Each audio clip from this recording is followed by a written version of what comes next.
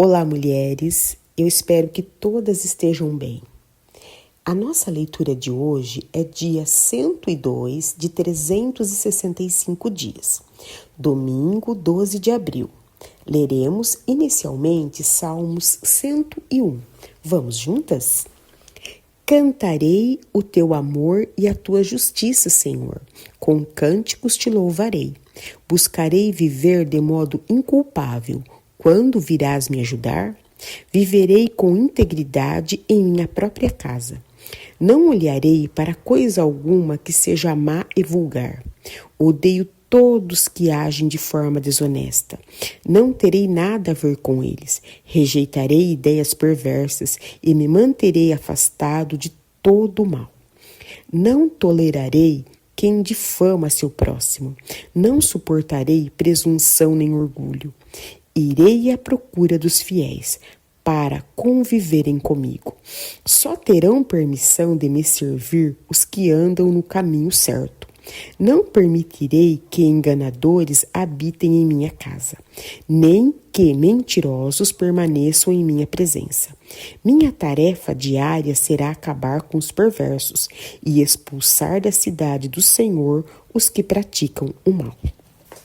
Continuando a nossa leitura, agora leremos 2 Samuel, capítulo 3. Vamos juntas? Assim começou uma longa guerra entre a família de Saul e a família de Davi. Com o tempo, Davi se fortaleceu cada vez mais e a família de Saul foi se enfraquecendo. Estes são os filhos de Davi que nasceram em Hebrom. O mais velho era Amnon, filho de Ainoã, de Jezreel. O segundo era Daniel, filho de Abigail, a viúva de Nabal, do Carmelo. O terceiro era Absalão, filho de Maaca, filho de Teumai, rei de Gesur.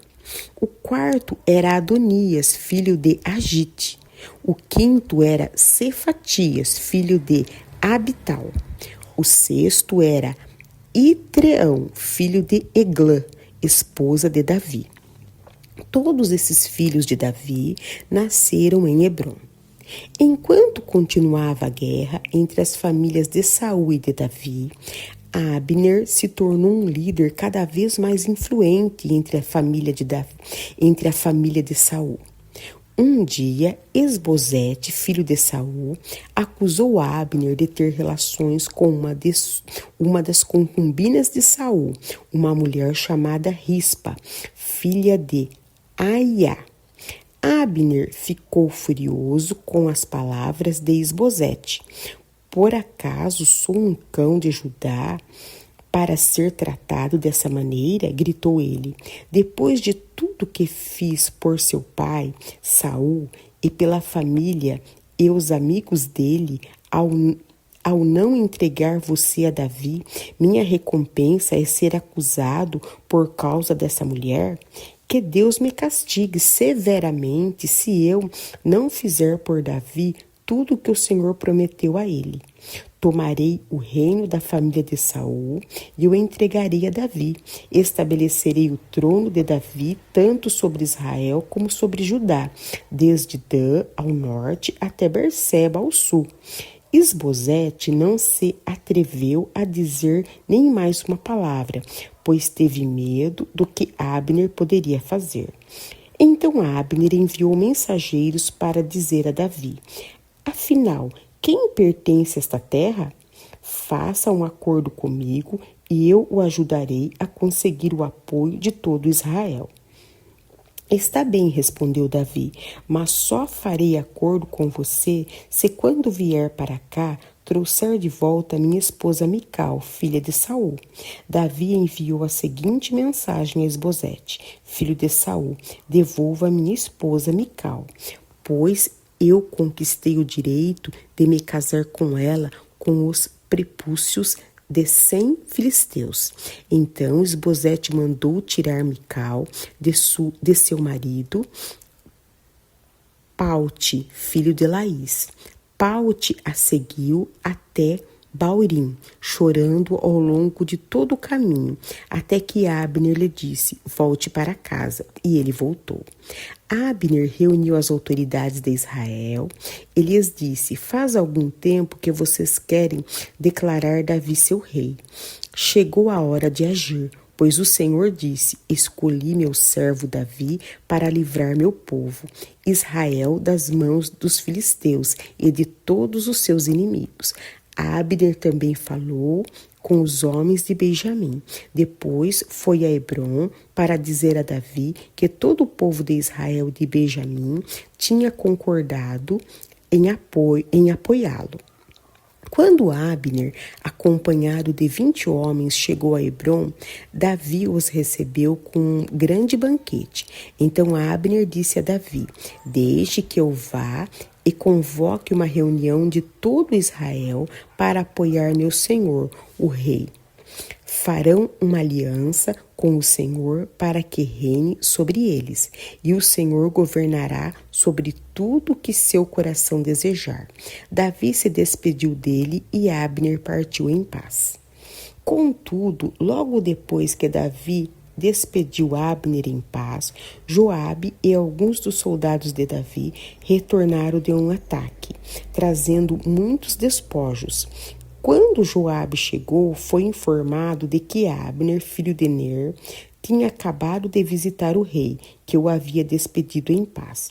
Joabe foi até o rei e perguntou: o que foi que o Senhor fez? Por que deixou Abner escapar? O Senhor conhece muito bem Abner, filho de Ner. Sabe que ele veio espioná-lo e descobrir tudo que o Senhor anda fazendo. Então Joabe saiu da presença de Davi e enviou mensageiros para alcançar Abner. Eles o encontraram perto do poço de Sirá e o trouxeram de volta, sem que Davi soubesse. Quando Abner chegou a Hebrom, Joabe o chamou para um lado, junto ao portão da cidade, como se fosse falar com ele em particular. Então apunhalou-o no estômago e o matou para vingar a morte de Azael, seu irmão. Quando Davi soube o que havia acontecido, declarou: juro pelo Senhor que eu e meu reino somos para sempre inocentes desse crime contra Abner, filho de Ner. Que essa culpa permaneça sobre Joabe e sua família, que em todas as gerações da família de Joabe nunca falte um homem que tenha fluxo ou lepra, que use muletas, que morra pela espada, ou que tenha de mendigar alimento. Assim Joabe e seu irmão Abisai assassinaram Abner, pois ele havia matado Azael, irmão daqueles que na batalha em Gibeon. Então Davi disse a Joabe e a todos que estavam com ele: rasguem suas roupas, vistam um pano de saco, lamentem a morte de Abner. E o próprio rei seguiu o cortejo fúnebre.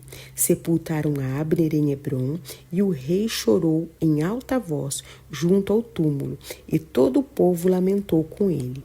Então o rei entoou esta canção fúnebre: acaso Abner devia morrer como um vilão? Suas mãos não estavam atadas, nem seus pés acorrentados? Não, você foi assassinado, vítima de uma trama perversa. Todo o povo lamentou uma vez mais por Abner. Davi tinha se recusado a comer no dia do funeral, e todos insistiram para que ele se alimentasse. Mas ele havia feito um voto: que Deus me castigue severamente se eu comer alguma coisa antes do pôr do sol.